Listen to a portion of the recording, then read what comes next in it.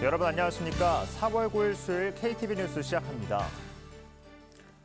노태학 중앙선거관리위원장이 제21대 대통령 선거를 앞두고 국민의 뜻이 선거 결과에 온전히 반영될 수 있도록 공정하게 선거를 관리할 거라고 밝혔습니다. 노 위원장은 수검표와 사전투표 보관장소 CCTV 공개에 더해 공정선거 참관단을 통해 투개표 절차를 더욱 투명하게 공개하겠다고 설명했습니다. 그러면서 정치적, 사회적 혼란 속에서도 투표 참여로 민주시민의 권리를 행사해 줄 것을 당부했습니다. 한국과 미국 양국이 트럼프 대통령 취임 후 처음으로 정상 간 통화를 했습니다. 양국은 무역 균형과 경제 협력 분야에서 상호 윈윈할 수 있도록 협의를 이어가기로 했습니다. 문기혁 기자의 보도입니다. 한덕수 대통령 권한대행과 도널드 트럼프 미국 대통령이 전화 통화를 했습니다. 트럼프 대통령 취임 이후 처음으로 한미 정상통화가 이뤄진 겁니다. 한 권한대행과 트럼프 대통령은 약 28분간 통화해서 한미동맹 강화와 무역균형 등 경제협력, 북핵 문제 등을 협의했다고 총리실은 전했습니다. 총리실에 따르면 한 권한대행은 백악관이 권한대행 체제 하에 한국 정부와 협력해 나가겠다고 표명한 데 대해 사의를 표했습니다. 그러면서 미국 신정부에서도 우리 외교안보의 근간인 한미동맹 관계를 더욱 확대 강화해 나가길 희망했습니다. 조선, LNG 무역균형 등 3대 분야에서 미측과 한 차원 높은 협력 의지도 강조했습니다. 양측은 통화에서 상호 윈윈하는 방안을 찾을 수 있도록 무역균형을 포함한 경제협력 분야에서 장관급 협의를 계속해 나가자고 했습니다. 아울러 앞으로도 계속해서 대북 정책과 관련해 긴밀히 공조해 나가기로 했습니다. 한미 군사동맹에 대한 분명한 공약도 재확인했습니다. 한미일 협력도 지속 발전시켜 나가기로 했습니다. 트럼프 대통령은 통화 후 SNS를 통해 한국의 흑자와 관세, 조선, LNG 대량 구매, 알래스카 가스관 합작 사업, 그리고 한국에 제공하는 대규모 군사적 보호에 대한 비용 지불을 논의했다고 밝혔습니다. 한편 한 권한대행은 미국 언론과 인터뷰를 했습니다. 한 권한대행은 인터뷰에서 미국의 상호관세 부과에 대해 맞대응하지 않고 협상할 것이란 입장을 밝혔습니다. KTV 문기혁입니다. 기본관세에 국가별 관세를 더한 상호관세가 발효됐습니다.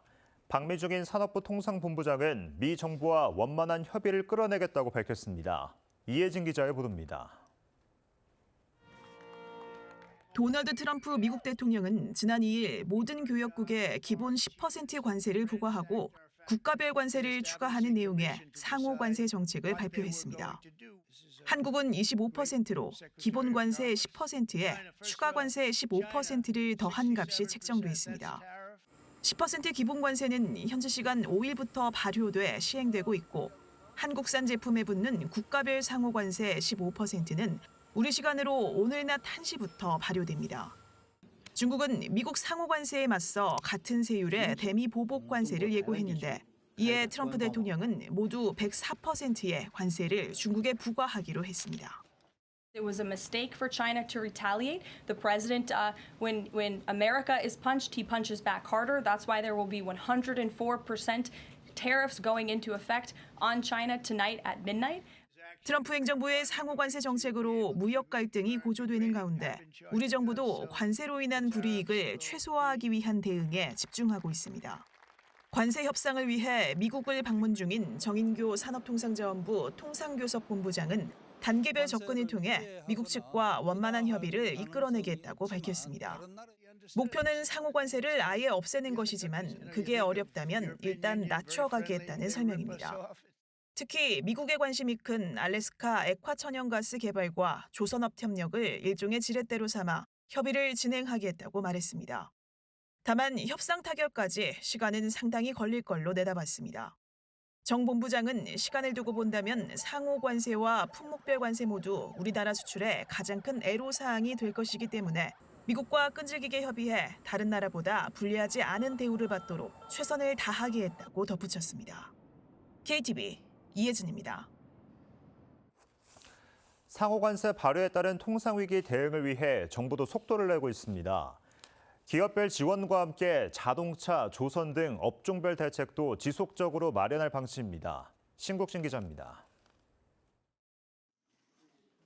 최상목 경제부총리는 경제관계 장관회의 겸 산업경쟁력 강화 관계장관회의를 주재하고 통상위기 대응 방향을 점검했습니다. 최 부총리는 내수 회복 지연 등 구조적 어려움을 겪는 우리 경제에 관세 폭풍이라는 먹구름이 드리워지고 있다고 평가했습니다. 그러면서 전례 없는 통상 위기를 맞아 비상 상황에 맞는 과감한 지원을 신속하게 추진하겠다고 밝혔습니다. 구조적 어려움을 겪고 있는 우리 경제에 관세 폭풍이라는 또 다른 먹구름이 드리워지고 있습니다. 정부는 전례 없는 통상 위기를 맞아 비상 상황에 맞는 과감한 지원들을 신속하게 추진하겠습니다. 정부는 통상 환경 변화에 대응하기 위해 수출 바우처를 1,000억 원 증액합니다.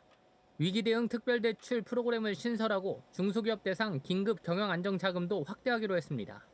수출 시장 다변화와 산업 경쟁력 강화 등 구조적 개편도 적극 나섭니다. 첨단 기술에 대한 정부 R&D 투자를 확대하고 대체 시장 발굴을 위한 마케팅 지원을 확대합니다. 최근 관세 영향으로 우려가 큰 자동차 산업이 국내 생산 기반을 유지할 수 있도록 내수 활성화 대책도 함께 내놨습니다. 최 부총리는 부품기업 등 관세 피해 기업을 긴급 지원하고 기존 13조 원 규모의 특별 정책금융에 2조 원을 추가 공급한다고 밝혔습니다.